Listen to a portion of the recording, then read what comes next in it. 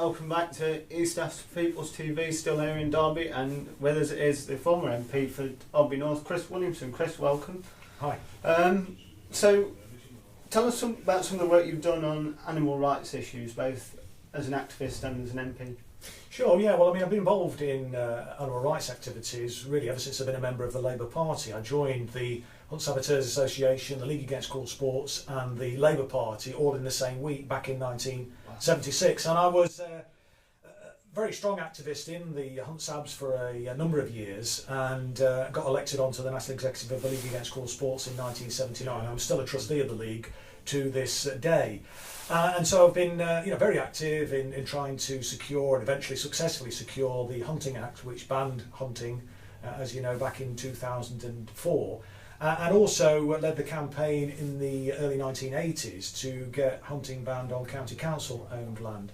When I got elected into Parliament, I used that position to challenge things like the badger cull and to raise the problem that many activists have been encountering when they're going along to monitor hunts across the country to make sure that they're complying with the law, and they've been finding even worse violence than what we used to experience from the hunting fraternity back in the days when hunting was still legal. So still very active in that, and still when I was in the House of Commons used that position to try and promote that cause. So actually you're going to take obviously you were opposed to the Tories' attempt to reintroduce fox hunting and to scrap the law that made it illegal. Yeah, I mean, David Cameron and the Tories were seeking to drive and coach in horses through the Hunting Act just after the general election, and obviously I'd have preferred to have been in the House of Commons, but having had recently been a member of the House of Commons, obviously I had a lot of contacts there across the chamber, in fact, and so I was able to mobilise, along with a lot of other people, of course, opposition to what the Tories were proposing to do, and lobbied some of the people, for example, in the SNP, who eventually came out and originally were saying they wouldn't get involved in any legislation which affected England only. But in the end, they came out and said they would actually vote against the government, and that's when I think they agreed to pull it. But to be honest with you, even before the SNP intervened, the representations that we've been making to some of the Tories, and indeed some of the new Tories as well, actually, new Tory MPs, I don't think they've got a majority even without the SNP participating. I think there's now sufficient number of anti-hunt Tory MPs in the House of Commons to withstand any attempt to try and repeal that Hunting Act.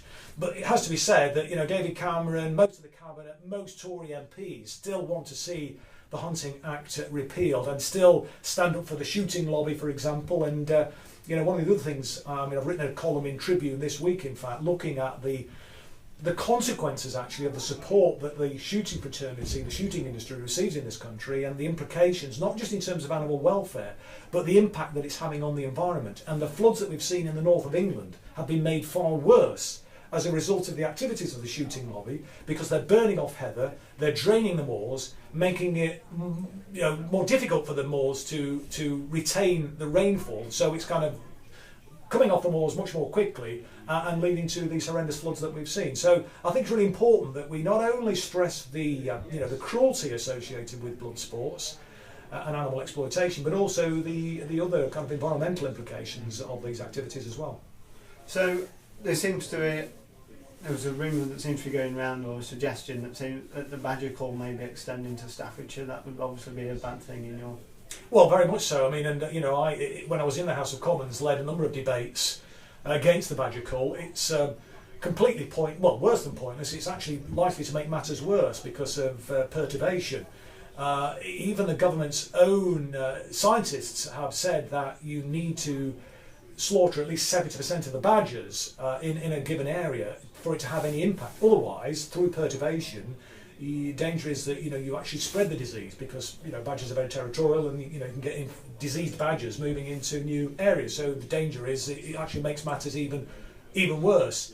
And so any extension of it is ridiculous. All of the scientific evidence that I've seen has said that it just shouldn't do it. It is likely to make matters even worse. Even by the government's own terms of success, when they set out on this course, they didn't actually achieve that. It's an incredibly expensive process. there is no reason why we should proceed with it, and to extend it is absolutely bonkers in my view, and something that we should very vigorously resist. And certainly if I'm successful in securing the Labour nomination for the Police and Crime Commissioner for Derbyshire, and then if I'm elected, I will certainly, as Alan Charles did, resist any attempt for the badger cull to be extended into Derbyshire. And finally, slightly different area, but do you think the Labour movement is in a better place with Jeremy Corbyn? Oh, absolutely. There is no question the Labour movement is in the strongest position, in my view, ever since I joined the Labour Party 40 years ago. We now have a bigger membership than I think we've ever had during that period of time. We're getting members joining, I think, at a rate of, slowed down slightly, but we're still getting members, I think, joining at the rate of about 1,000 new members every single week. We have built, as a consequence of that, a mass movement. People now, I think, genuinely believe that the Labour Party is a force for change, a progressive force for change in the country. I mean, and I lost my constituency in Derby North by the slenderest of margins because 1,618 people voted for the Green Party. Now, in my view, there is no way that the Green Party would pick up anything like that were they to stand in Derby North had we had the programme that Jeremy Corbyn has put forward. So I think the Labour movement is in rude health now.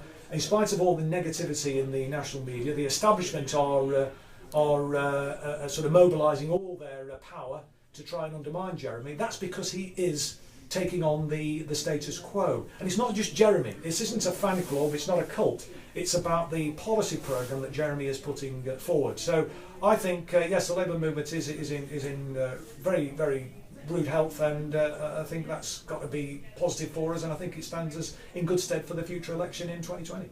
Chris Williamson, thank you. Can I just say something else, please? Ask a question. Like, as an MP, it must be particularly difficult to keep grounded with the people and represent their views. Like, how tough is it as an MP to sort of push back the increasingly amount of lobbyists? Can you just talk about? Well, I think this is about political will to make sure that you stay grounded, that you represent the people that elected you, that you stay true to the values of the Labour Party, the party that you kind of under whose flag you put yourself forward for election in the first instance. And look, I've come from a working class background. I left school at 15. I worked as a bricklayer, trained as a bricklayer, and I've never forgotten that. I mean, my dad, I remember, and my mother both lived in acute poverty. My mum came from Ireland. My dad grew up in Derby.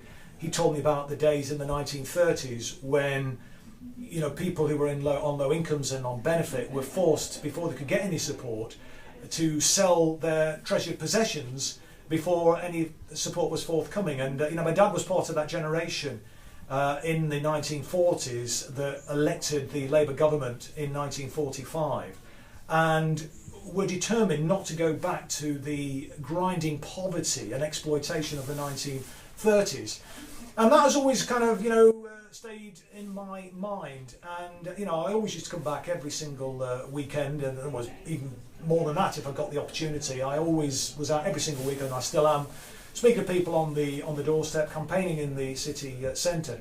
So I think if you stay true to your values, you recognise, where you come from and what you're there for, it isn't too difficult to kind of push back the lobbyists, because I'm not there. I didn't feel there to, represent the lobbyists. I was there to represent the people that elected me, as I say, to represent the Labour Party's values, and that's what should be right at the forefront, I think, of any decisions that are taken by members of Parliament.